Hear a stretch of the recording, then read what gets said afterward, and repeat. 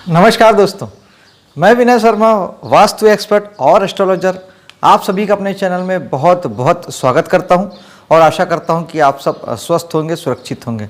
जिन्होंने मेरे चैनल को सब्सक्राइब कर लिया है उनका बहुत सारा धन्यवाद और उन्हें बहुत सारी शुभकामनाएं। जिन्होंने नहीं किया है उनसे एक विनम्र निवेदन कि कृपया मेरे चैनल को सब्सक्राइब जरूर करें।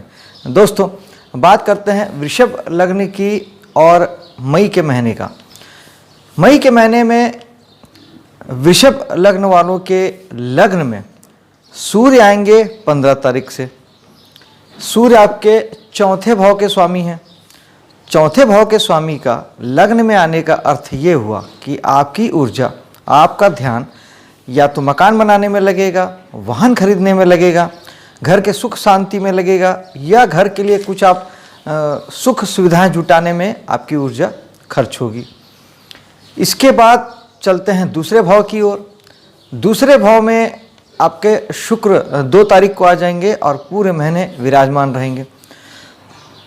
शुक्र आपके एक तो छठे भाव के स्वामी हैं, तो छठे भाव के स्वामी का धन भाव में जाना, यानी जो सर्विस क्लास में हैं, जो सर्विस सेक्टर से जुड़े हैं, जो लोग सर्विस प्रोवाइडर हैं, चाहे आप नौकरी करते हो या खुद के माध्यम से आप सर्विस देते हैं, वहाँ से आपको अच्छे खासे इनकम की प्राप्ति होगी।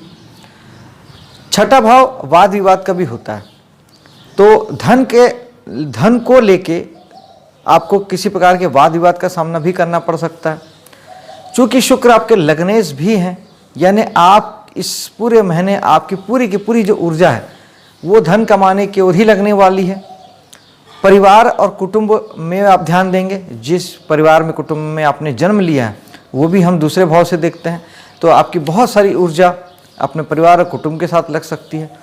बैंक बैलेंस की ओर आप ध्यान दे सकते हैं। जिन लोगों का काम धाम या बिजनेस ही दूसरे भाव का है, यानी वो बैंकिंग सेक्टर में हैं, फाइनेंस के सेक्टर में हैं, रत्नों का काम करते हैं, ज्वेलरी का काम करते हैं, तो कहीं ना कहीं आप अच्छा कर पाएंगे और अच्छे खासे धन की इनकम आपको होगी। मंगल भी यहाँ पर 10 तारीख तक बैठे हैं। मंगल चूँकि आपके 12वें भाव के स्वामी हैं, तो कहीं ना कहीं वो आपके खर्चों को बढ़ाएंगे। खर्च कैसे बढ़ सकते हैं आपके, क्योंकि मंगल शुक्र के साथ में है, और तो शुक्र जो है नैसर्गिक स्त्री जाति के कारक हैं, मंगल साहस के कारक हैं। तो जो आपका पैसा है, चाहे आप स्त्री हो या पुरुष हो, आपका पैसा स्त्री जाति के पीछे खर्च हो सकता है, रिलेशनशिप में पैसे खर्च हो सकते हैं, संबंधों को बनाने में पैसे खर्च हो सकते हैं। इस तरह से आप अपने पैसों का खर्चा कर सकते हैं। लेकिन 10 तारीख के बाद मंगल आपके आ जाएंगे तीसरे भाव में, तब वो आपके साहस को बढ़ाएंगे, पराक्रम को बढ़ाएंगे। और चूँकि आपके सप्तमेश हैं, तो कहीं ना कहीं बिजनेस को लेके आप बहुत ज़्यादा प्रयास करेंगे। अगर आप बिजनेस वगैरह करते हैं, जीवन साथी को लेके बहुत आप प्रयासरत रहेंगे, उनके माध्यम से या उनके लिए आप कुछ ज़्यादा ही एफर्ट लगाएंगे, ज़्यादा साहस लगाएंगे। किसी प्रकार के कुछ पाने की कुछ इच्छा से आप कुछ बड़ा करने की कोशिश करेंगे। मंगल लड़ाई झगड़े के भी कारक हैं और साहस के कारक भी हैं, भाव भी साहस का है, तो थोड़ा सा ध्यान रखिएगा कि आपका जो साहस है वो लड़ने झगड़ने में ज़ाया ना हो, उसे आप यूज़ करिए अपने आगे बढ़ने के लिए। तीसरा भाव हमारी प्रबल इच्छा का भी होता है, हमारे शौक़ का, उसे जीने की कोशिश कीजिए, उसमें अपनी ऊर्जा को लगाइए, लेकिन निगेटिव अप्रोच करके नहीं, उसे पॉजिटिव रूप से उसे लीजिए, अपने साहस और पराक्रम को एक सही दिशा में लगाइए, तो ये ऊर्जा आपके लिए सफलतादायक सिद्ध हो सकती है। बात करते हैं चौथे भाव की। चौथे भाव के सूर्य जो कि आपके लग्न में चले गए हैं, तो आपको एज यूजुअल आपकी जो ऊर्जा है वो घर परिवार में लगने ही वाली है। पंचम भाव में बुध की राशि है और वहाँ कोई ग्रह बैठा नहीं हुआ है, लेकिन बुध स्वयं जाके 12वें भाव में बैठ गए हैं, यानी संतान को लेके इस महीने आप कुछ पैसों का खर्च कर सकते हैं, या आपकी संतान आपसे दूर कहीं पढ़ने के लिए जा सकती है, एजुकेशन के लिए कहीं वो दूर जा सकती है, विदेश जा सकती है, और आप उसके पीछे आपके पैसे खर्च हो सकते हैं। पंचम भाव कला और मनोरंजन का होता है, उसके पीछे आपके पैसे यूज़ हो सकते हैं। साथ ही अगर आप स्वयं 12वें भाव से जुड़े हुए हैं, तो फिर कहीं ना कहीं ये सारी चीज़ें आपके लिए पॉजिटिव वे में हो जाएगी, आपके जीवन में आगे बढ़ने के मार्ग खुल जाएंगे। आप विदेश से जुड़ के कोई काम अगर कर रहे हैं तो आपके लिए बहुत अच्छे फल आपके लिए आएंगे। छठे भाव में केतु बैठे हैं। छठे भाव के केतु इस बात को बताते हैं कि जो लोग भी सर्विस सेक्टर में हैं, आप या तो नौकरी करते हैं सरकारी या प्राइवेट, या फिर आप खुद का सर्विस प्रोवाइडर हैं, एक इंजीनियर, डॉक्टर, वकील की तरह आप कंसल्टेंसी भी दे सकते हैं, और एक लेबर की तरीके से आप राजमिस्त्री का काम कर सकते हैं, बढ़ई का काम कर सकते हैं, किसी प्रकार के पत्थर लगाने वाले आप हो सकते हैं, इलेक्ट्रीशियन हो सकते हैं, AC mechanic, car mechanic, motor mechanic हो सकते हैं। ये सारे सर्विस सेक्टर से जुड़े हुए काम हैं।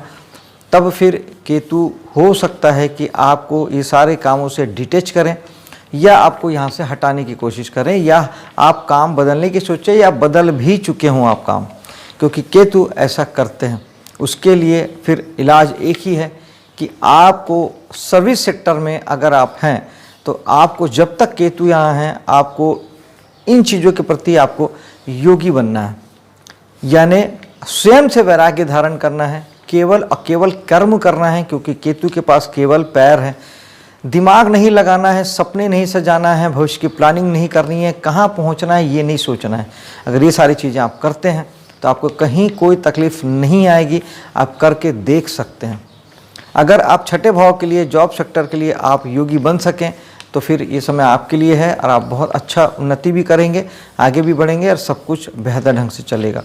ज्योतिषी उपाय की अगर केतु की बात करें तो केतु के लिए आप खट्टे मीठे फल का दान कर सकते हैं, गणेश जी की साधना कर सकते हैं, मेडिटेशन एक बहुत बहुत अच्छा उपाय है। आगे चलते हैं सप्तम भाव की ओर। सप्तम भाव आपका ठीक है, बढ़िया है, कहीं कोई दिक्कत नहीं है, लेकिन फिर भी चूँकि आपका सप्तमेश मंगल है तो कहीं ना कहीं आपका जीवन साथी थोड़ा सा एंगरनेस के साथ में आपके सामने प्रस्तुत हो सकता है, कहीं उसके में ऊर्जा अत्यधिक होगी और नैसर्गिक रूप से होगी। आपका जीवन साथी जो है वो काफ़ी गुस्से का तेज होगा, काफ़ी एक्साइटेड होगा, और कभी कभी तो वो बहुत संवेदनशील और बहुत भावुक भी हो जाता होगा। तो ये सारी चीज़ें आपको मैनेज करनी पड़ेगी, स्वीकार करना पड़ेगा। जीवन साथी जैसा है उसको उस रूप में स्वीकार करें, क्योंकि जब हम खुद को नहीं बदल सकते तो दूसरों को बदलने की कोई कोशिश हमें नहीं करनी चाहिए। बात करते हैं आठवें भाव की। आठवां भाव जो है, अगर आप विदेश से जुड़ के कोई काम कर रहे हैं उस स्थिति में आपके लिए ये बहुत अच्छा है, और अगर ऐसा नहीं है तो उस स्थिति में आपके लिए खर्च आपको थोड़े से तनाव देने वाले हो सकते हैं। विशेष तौर पे लोगों की मदद करने को लेके जो आप पैसों का खर्च करेंगे, धर्म कर्म के कामों में जो पैसों का आप खर्च करेंगे, वो आपके लिए थोड़ा सा तनाव भरा हो सकता है। ध्यान दीजिएगा, अपने कंट्रोल में रखिएगा सारे खर्चों को। और भाग्य के स्वामी शनि दसम भाव में बैठे हैं, तो ये एक बहुत अच्छी बात है कि भाग्य आपके लिए सपोर्टिंग है इस समय में। शनि अगले करीबन 2 साल आपके दसम भाव में रहने वाले हैं, तो निश्चित ही भाग्य का साथ और सहारा आपको है। लेकिन शनि नैसर्गिक कर्म के कारक हैं और हार्ड वर्किंग के कारक हैं। वो वहाँ बैठ के आपको ये भी बता रहे हैं कि आपको मेहनत ज़्यादा करना है, हार्ड वर्किंग होना है और अनुशासित होना है। अनुशासन का अर्थ ये होता है कि ये नहीं हो सकता कि आप 4 दिन मेहनत करें और 4 दिन छुट्टी मनाएं। शनि इसकी इजाज़त नहीं देते हैं।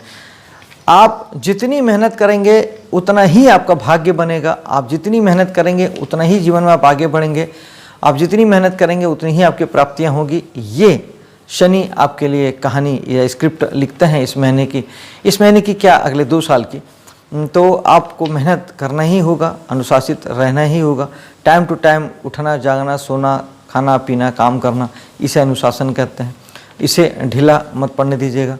शनि अगर वर्क प्लेस पे आपको ज़्यादा तकलीफ दे रहे हैं, आपका कर्म क्षेत्र में आपका संघर्ष अगर बढ़ रहा है, आपको लगता है कि आपको कर्म क्षेत्र से दुख की प्राप्ति हो रही है, क्योंकि शनि नैसर्गिक दुख के कारक हैं, तब जब आप हार्ड वर्किंग नहीं होते, जब आप मेहनत नहीं करते, अनुशासित नहीं होते, तब उस स्थिति में शनि का उपाय का अगर आप करना चाहें, और आपको करना ही चाहिए, क्योंकि शनि आपके भाग्येश भी हैं, दशमेश भी हैं और दशम में ही बैठे हैं, तो आपको शनि, भगवान शनि को ठीक करना या उन्हें ठीक रखना अति आवश्यक है।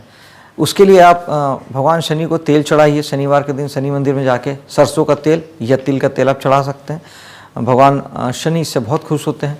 और साथ ही आप काले चीज़ों का दान कर सकते हैं, जैसे काली उड़द की दाल है, काले वस्त्र हैं। जूते चप्पल जो हैं वो शनि के कारक चीज़ों में आ जाते हैं, विशेष तौर पर लेदर के जो होते हैं वो छोटे मोटे चीज़ों के रूप में आप उसे दान कर सकते हैं। ओम शनिश्चराय नमः आप पाठ कर सकते हैं। और भगवान शनि के लिए आप हनुमान जी की साधना भी कर सकते हैं, उससे भी भगवान शनि काफ़ी अच्छा फल देने लगते हैं। तो इसे करके देखिएगा। अगले भाव की ओर चलते हैं, जो कि इच्छा पूर्ति का भाव है और दोस्तों यारों का भाव है और समाज सोसाइटी का भाव है, एकादश भाव। वहाँ के स्वामी बृहस्पति चले गए हैं 12वें में। 12वें के बृहस्पति यही बताते हैं कि कहीं ना कहीं आपके दोस्त यार अब इस समय थोड़े से छूटेंगे, समाज सोसाइटी की ओर आप ध्यान नहीं दे पाएंगे, या दोस्तों यारों या समाज सोसाइटी को लेके आपके बहुत सारे पैसे खर्च होने वाले हैं। क्योंकि 11वें भाव के स्वामी के 12वें में जाना यही बताता है कि लाभ की कामना से आप पैसों का खर्च करेंगे। लेकिन एक बात याद रखिएगा लाभ के मामले में कि आप 12वां भाव हमारे षड्यंत्र का भी होता है, हमारे पीठ पीछे हमारे साथ घात का भी होता है।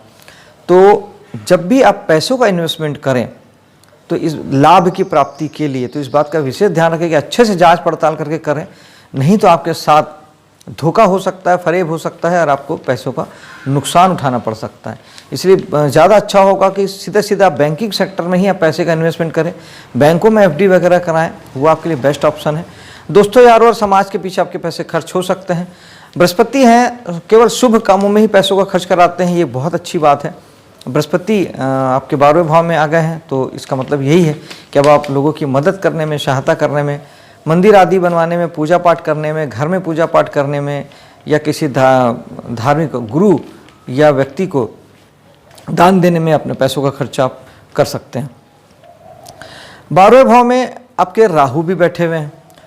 12वां भाव राहु फिर अगेन ये षड्यंत्र के कारक भी हैं, राहु अनैतिकता के कारक भी हैं।